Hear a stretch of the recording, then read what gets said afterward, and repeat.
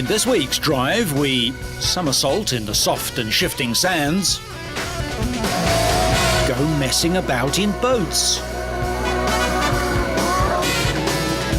get all crossed up in the mean streets of Macau, and go along for a spin in Arizona. All this and more in this week's drive.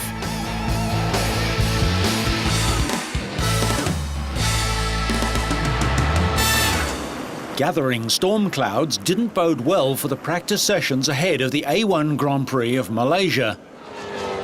Only the first of the day's 4 sessions was run in dry conditions, so the teams that made a quick start to qualifying were the ones that prospered. France's Alexandre Premat qualified to start the shorter sprint race from second place with his 2 fastest laps. Team France has won 6 consecutive races, with victories in the sprint and feature races at the last 3 rounds. Ireland's Ralph Furman is one of the few drivers in the field to have raced before at the Sepang International Circuit. The former Jordan Formula One driver put his experience to good use and qualified to start the first race in 3rd place. He finished just 3 1/1000ths of a second ahead of Britain's Robbie Kerr.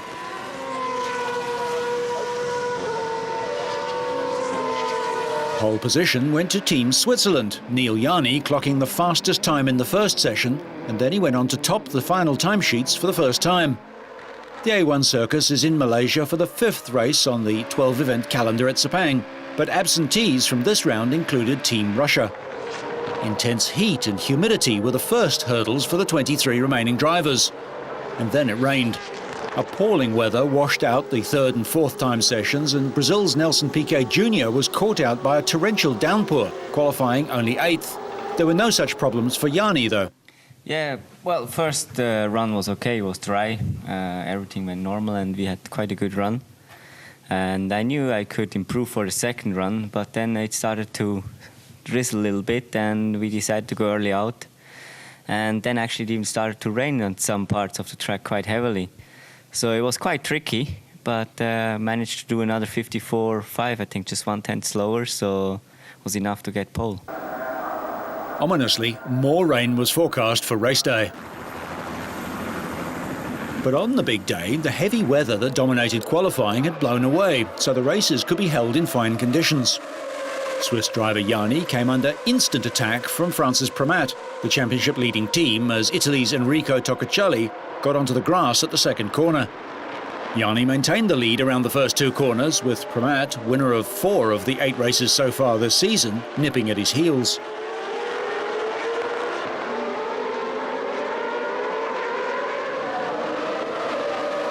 Premat got set to overtake Jani at the start of the final lap after slipstreaming the Swiss on the straight.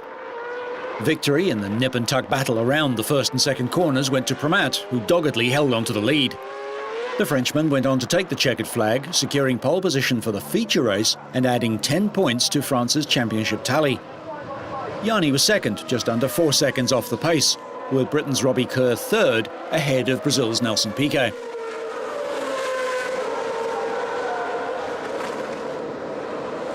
Premat and Jani's battle continued at the start of the feature race, with the Swiss making a fast start and forcing his rival into a desperate blocking manoeuvre. Jani narrowly avoided a collision with the pit lane wall as Premat held firm. Kerr benefited from this early tussle, taking the outside line into the first corner and squeezing past Jani to move into second place. China's Tengyi Jiang's race ended abruptly on the second lap. He flipped his car and, unsurprisingly, took no further part in the event.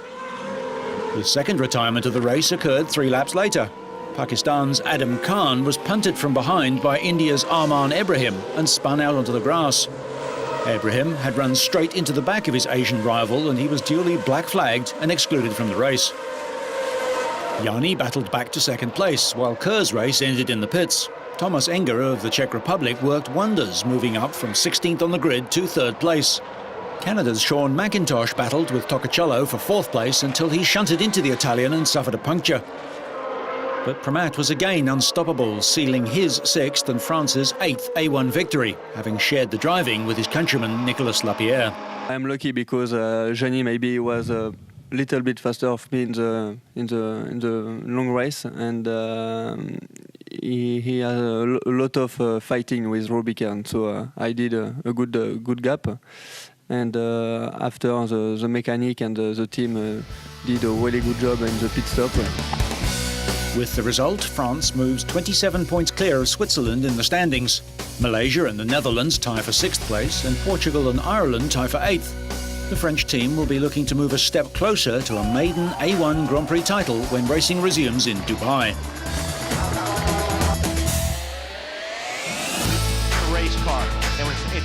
The NASCAR chase for the Cup travelled to Arizona for the penultimate round in the series. Denny Hamlin was on pole and led the pack at the start as the green flag waved, leading Jimmy Johnson, Carl Edwards, Greg Biffle and Bobby Labonte in the top 5. On lap 208, Bobby Labonte tapped Scott Riggs' car, forcing him to spin and hit the wall. Riggs was the 6th driver to be knocked out of the wild race. Jamie McMurray also spun. Meanwhile, with less than 100 laps remaining and knowing they could make it the rest of the way with 4 tyres and a tank full of fuel, Jeff Gordon and Jimmy Johnson came into the pits. May have been a tire rub. 1 lap after racing resumed, more drivers were knocked out of the race when several cars piled up, including Jimmy Spencer, Mike Skinner, Jeff Burton and Bobby Hamilton. A further 8 laps later, racing resumed with Greg Biffle leading Carl Edwards and Rusty Wallace. They're just like you say, you can't go 3 wide into turn 3. Too many cars, too little track. Yeah. Kyle Busch took the lead for good on lap 286 with an inside move on Biffle, who had led for 189 of the 312 laps. Biffle dominated the race, but Busch timed his run to perfection. The youngster used pit stop strategy to get track position, taking the lead by staying on track when the leaders pitted. Chase leader Tony Stewart finished 4th behind the contender Greg Biffle and 4-time champion Jeff Gordon, giving him a 52-point lead over Jimmy Johnson and 87 over Carl Edwards with only 1 round remaining. Edwards, who won the previous 2 races, finished 6th and Johnson 7th. Well, we saw his first. Busch dedicated the win to his brother Kurt, suspended early in the day for a Friday night run-in with local police.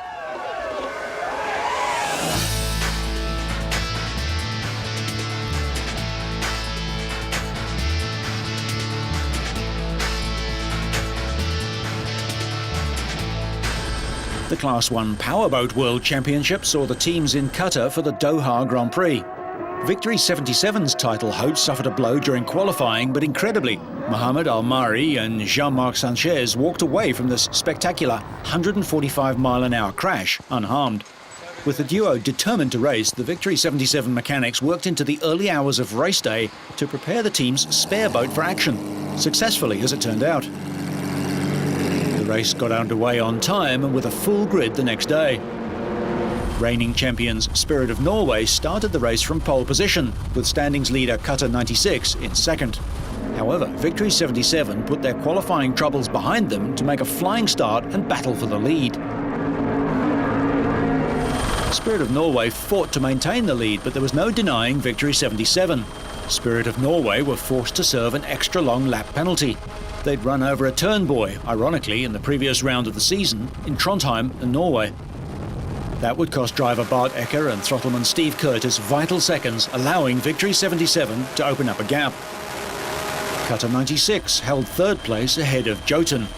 While their fellow Victory team crew led the way, there was a premature end to the race for Victory 7. An onboard camera captured the drama as Ali Al-Kwama and Rashid Al-Mari spun out of the race, but marshals and first aid teams were quickly on hand to aid the disappointed but otherwise unhurt crew.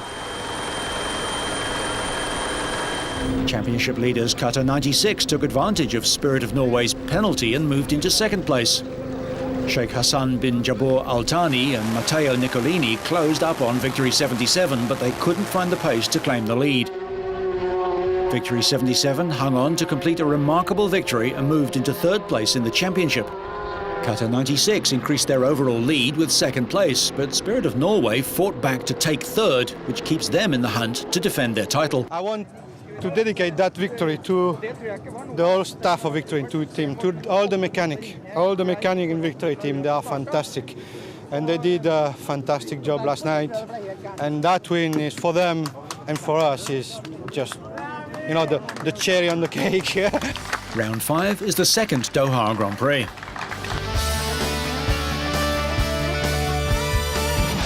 The World Touring Car Championship came to a grinding halt shortly after the start in Macau. Most of the field came to a standstill at the Lisboa corner, while Andre Couto raced away. Couto led from Andy Priaulx, still in contention for the world title, but the race had to be restarted. Germany's Jörg Müller caused the pile-up, bouncing off the tyre wall and clipping Briton Robert Huff and Tom Coronel of the Netherlands. Priaulx took the lead once racing resumed. After Priaulx pitted, Couto's concentration was drawn to his rear-view mirror as Priaulx attempted to overtake, and the Brazilian drove straight into the tyre wall. Priaulx retook the lead, but the Briton's time in first place was short-lived. He was soon passed by Augusto Farfus, the Alfa Romeo, clearly faster on the straights. Priaulx came into the race trailing standings leader Dirk Müller by 1 point, with Fabrizio Giovanardi a further 4 points behind. But Giovanardi's hopes of cutting the deficit ended when he suffered a heavy crash. Priaulx collected precious championship points as he crossed the line in second place behind Farfus. Ricard Riedel took third, but Dirk Müller suddenly dropped from fourth place to 10th in the final seconds. The German had suffered a puncture on the very last lap, which gifted the championship lead to Priaulx. The top 8 finishers were reversed on the grid for round 20, so Priaulx, who needed a 5th place or better to seal the WTCC title, started the very last race of the year in 7th. His BMW teammate Duncan Heisman squeezed through to take an early lead. Priaulx also made a positive start, edging his way up to 4th. The Lisboa corner claimed yet another victim on lap 3. This time it was Dirk Müller who crashed, and with Giovanardi out of the action, that guaranteed the world title for Priaulx. Heisman won the final race of the season, while Priaulx claimed another second, the Briton remaining cool and taking the title.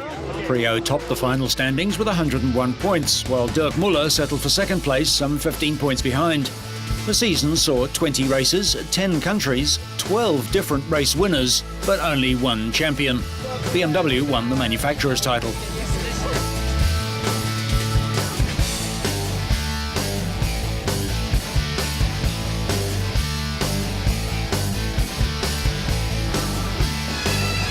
The 15th UAE Desert Challenge was given a ceremonial send-off from Abu Dhabi as the 123 bikes, cars and trucks headed off for 5 days of spectacular cross-country action.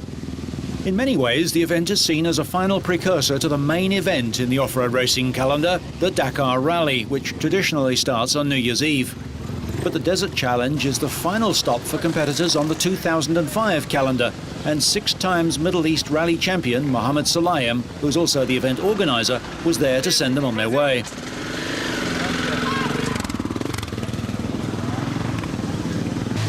Stefan Peter Hansel hoped to avoid trouble this year after seeing his bid for a hat trick of Desert Challenge victories ruined by first-day mechanical failure last year. After victory in Egypt's Pharaoh's Rally, Mark Comer had only to avoid problems in the UAE to clinch the bikers' world title. Peter Hansel enjoyed the very fast track with good firm sand and powered his Mitsubishi Pajero Evolution into a lead of more than 25 minutes. His Mitsubishi Works teammate, Spain's Joan Roma, was third, another 4 minutes adrift of the BMW X5 of Spain's José Luis Monterde. The UAE's Yahya Al-Heli and Ahmed bin Sukat, in a pair of Chevrolet pickups, were also in the early top 6, with UAE-based British driver Mark Powell separating them in 5th place in his Land Rover. In the quads event, championship leader Ricardo dos Santos enjoyed the company of local competitor Atif Al-Zaruni in the desert, the pair going into one checkpoint together. David Casteau was second, but 7 minutes and 15 seconds behind countryman Cyril Dupre, who's looking for a 4th Desert Challenge triumph. The 2003 world champion was still in with a chance for this year's crown, and not even clutch problems from the 70-kilometre mark in the 283-kilometre stage could stop him. All of the high flyers were keen to avoid serious crashes, like this luckily not so serious one, as the soft shifting sand, harsh light and searing temperatures caused lapses in concentration. After another day's hard racing, Dupre finished the second leg leading by a reduced but still healthy margin of 4 minutes and 3 seconds from Comer. The Spanish rider needed only to avoid a mechanical failure or some other major misfortune to be crowned world champion.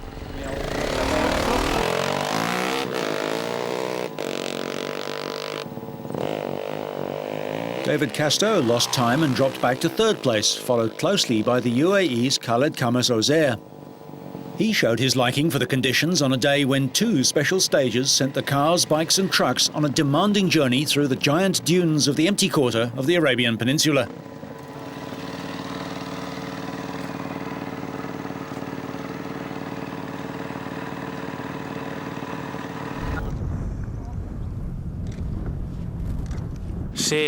Yes, today I'm a little bit happier. I hope the problems are all forgotten. We sorted things out, and that's the most important. I'm feeling really well, the three of us riding together for the whole day. We've not gone very fast, but at least we are preserving ourselves towards achieving our goals, which are to win the points. It was a good day after all. After starting ahead this morning, it wasn't easy to maintain the difference. So I tried to ride in a good rhythm. In the first special stage, the other riders caught up with me, so we were forced to go about with the others. Sometimes one goes faster, finds a quicker route. We're obliged to race together in this type of rally.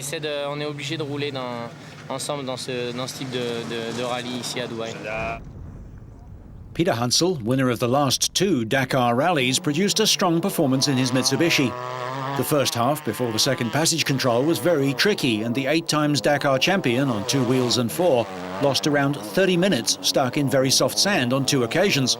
But he still extended his lead to more than 1.5 hours over the BMW X5 of Spain's José Luis Monterde.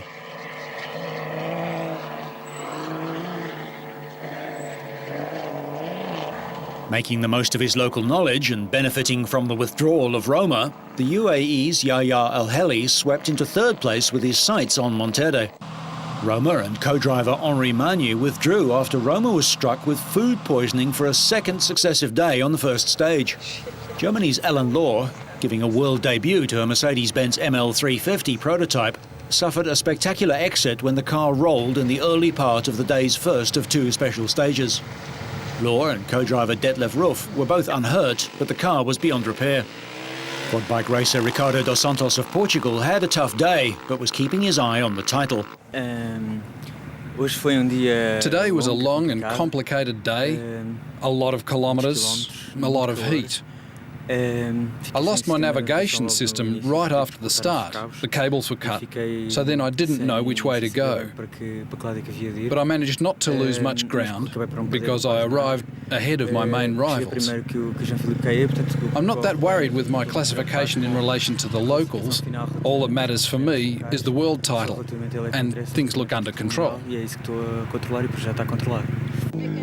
But before any titles could be claimed, 4 more racing stages totalling 950 kilometres still lay ahead.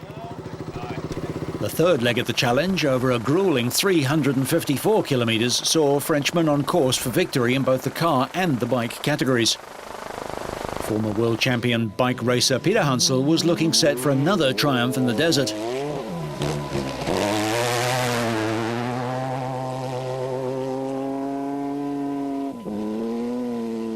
Spaniard Monterde and his Italian co-driver Tiziano Siviero were doing all they could to reel in the runaway Peter Hansel, but wouldn't win a single stage.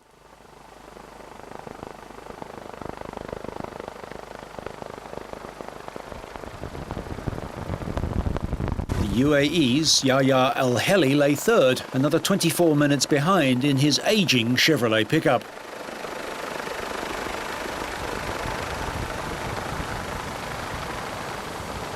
Other drivers didn't fare quite so well. Both Joseph Rosso and David Gabis saw their stage come to a premature end, stuck in the drifting sand dunes.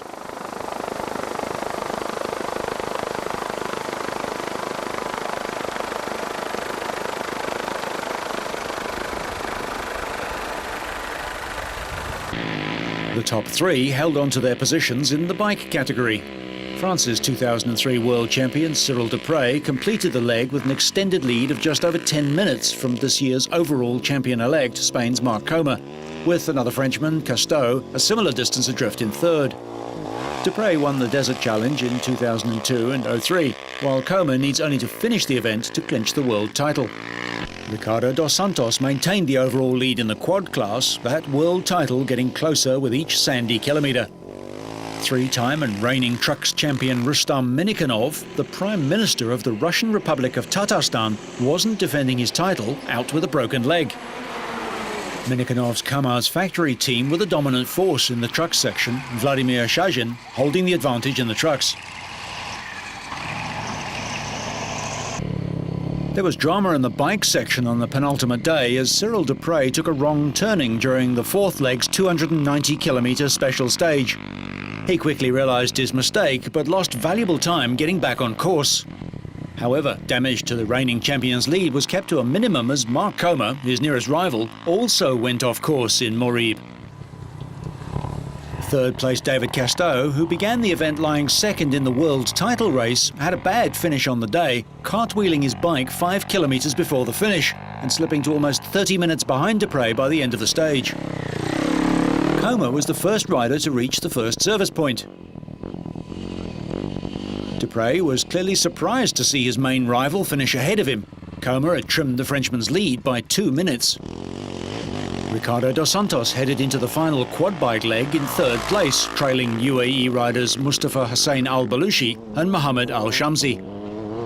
Stefan Peterhansel, who won the rally in 2002 and 2003, extended his lead at the top of the cars section to 2 hours and 31 minutes after the second last day. Jose Luis Monterde trailed Peterhansel by 42 minutes on the day, but he held a 31-minute lead over Yahya Al-Halali of the UAE. And barring any breakdowns or crashes, most teams expected the positions to remain unchanged. The fifth and final leg of the 2,260-kilometre 5-day trek covered a 526-kilometre course over 2 special stages. Mark Comer started the day 8 minutes behind Cyril Dupre. Comer only needed to finish the rally to seal the World Championship title, so the Spaniard took no chances and effectively handed Dupre his third consecutive Desert Challenge victory. Stefan Peterhansel held a commanding lead and, like Comer, he only needed to reach the finish line in Dubai to realise his goal. Despite that position, Peterhansel extended his lead over Monterde and clinched his third desert title in 4 years by a margin of more than 3 hours. Monterde maintained the second place that he'd held since the end of the first leg of the rally. The Spaniard finished over 42 minutes ahead of third-placed Yahya Al-Halali, the highest-placed UAE driver in the field. Three-time reigning trucks category winner Rustam Minnikhanov missed the rally, but his Kazam team of Vladimir Shazhin, Stanislav Konopko and Eduard Nokolaev did him proud. The Russians not only won the truck category, but they also managed an impressive fourth-place finish overall.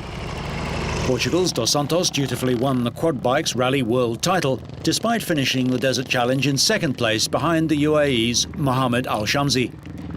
Frenchman Dupre reached the finishing line just ahead of Comer, and the two rivals ended their 5-day battle with a sportsmanlike handshake. Comer was just 11 minutes and 30 seconds off the pace. Peterhansel crossed the finishing line to the sound of applause and multilingual congratulations. The Mitsubishi driver finished the rally 3 hours and 3 minutes in front of Monterde's BMW X5. Dupre took to the podium on his KTM, making it an all-French rostrum.